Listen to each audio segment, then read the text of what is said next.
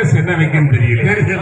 வாட்ஸ்அப்ல ஸ்டேட்டஸ் என்ன வைக்கன்னு தெரியலன்றாலே. எங்க வீட்டுல பரவாயில்ல, எங்க வீட்டுல ரசம்னு ஒண்ணு வச்சு ஸ்டேட்டஸ் வச்சிருவான். சரி, ஒரு 1000 பேர் பொழுதே போகாம இருப்பாங்க, ஒன்று லைக் வேற போட்டுருவாங்க. இவன் என்கிட்ட கேட்பான், யோ நாட்டுல இருக்கிறவங்க லைக் போட்டிருக்கான், நீ ஒரு லைக் போடக்கூடாதா? நான் சொல்லுவேன், அவங்க எல்லாம் பார்த்தவங்க, நீ நான் சாப்பிட்டேன், நான் எப்படி லைக் போட முடியும்? இந்த குடும்ப வாழ்க்கை சந்தோஷமா இருக்கும். ஆசை வந்து என்னை ஆட்டி வைத்த பாவம் மற்றவரை நானே குற்றம் சொல்ல வேண்டும். கொட்டுமலை காலம் உப்பு விற்க போனேன், காத்தடிக்கும் நேரம் மாவு விற்க போனேன். தப்பு கணக்கை போட்டு தரிச்சேன் தங்கமே, ஞான தங்கமே, பட்ட பிறகே புத்தி தெளிந்தேன் தங்கமே, ஞான தங்கமே. இந்த கல்யாணம்ன்ற ஆசை என்ன பாடுபடுத்துது பார்த்தீங்களா ஐயா?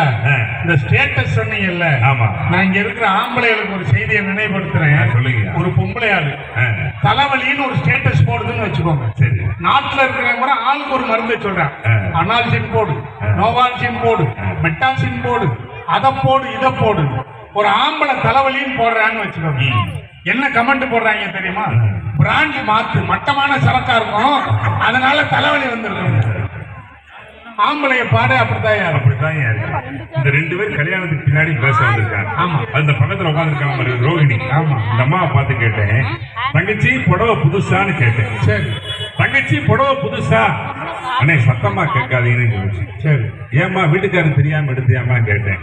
ரோகிணி சொல்லிச்சு, அண்ணே நான் எடுத்தது கடைக்காரனுக்கே தெரியாதுனே. கடைக்காரனுக்கே தெரியாது, அதுக்கு சிசிடிவிலாம் வச்சிருக்காங்க. அப்புறம் தேடி வந்தாங்க, இன்னைக்கு பட்டிமன்றம் வந்துருச்சு. போன மாதிரி தங்கச்சி சாத்தூருக்கு வீட்டுக்கு போனேன். ஆமா, அருமையான இலை போட்டு சாப்பாடு போட்டுச்சு. சரியா, சாப்பிட்டு முடிச்சு இலையை சுருட்ட போனேன். அண்ணே இலையை சுருட்டாலும் இலையை சுருட்டாதீங்க. ஏமான்னு கேட்டேன். அடுத்து வருவாங்க இந்த இலை தானே சாப்பிடணும்னுச்சு. எச்சி இலையிலையா? ஏமா அடுத்து வரவங்க கோச்சுக்கிற மாட்டாங்களாமா கேட்டேன். இப்ப நீங்க கோச்சுக்கிட்டானே சாப்பிட்டீங்கன்னு. 9வது ஆள். 8வது ஆள் யாரு தெரியுமா? அந்த பாவி நான். நீங்க போறதுக்கு முதல் நாள் தான் நான் போயிட்டேன். தங்கோட உட்காந்துருக்க தூத்துக்குடிக்காரம்பா கலாதேவி. ஆமா, போன வாரம் தூத்துக்குடியில பட்டிமன்றம். சரி, என் தங்கச்சி வீட்டுக்கு போனேன் ஊர்ல. ஆனா பட்டிமன்றத்துக்கு வந்திருக்கீங்க, வீட்டுக்கு வாங்கிச்சு, அருமையான பிரியாணி போட்டுச்சு. சரி, சாப்பிட்டுக்கிட்டு இருந்தேன். வாசல்ல கட்டி இருந்த நாய் என்னை முறைச்சு பார்த்துச்சு. என் தங்கச்சியை பார்த்துக்கிட்டேன், என்னம்மா நாய் முறைக்குதுன்னு. தங்கச்சி சொன்னிச்சானே, அதுக்கு ஒரு கெட்ட வழக்கம்னு. அது தட்ட எமைந்து நாள் இப்படித்தானே முறைச்சு பாருங்க. ஒரே நல்ல வேலை காப்பாத்திட்டீங்க. இப்ப இப்படி நாளைக்கு அவங்க வீட்டுக்கு போலாம்னு இருந்தேன். சரி, எனக்கு பிரியாணியே வேணாம், புரட்டாசி மாசம் நான் விரதம். இவங்க கல்யாணத்துக்கு போய் சந்தோஷம். புல்லட்டில் வர சொன்னியே வந்தனே, கைய விட்டு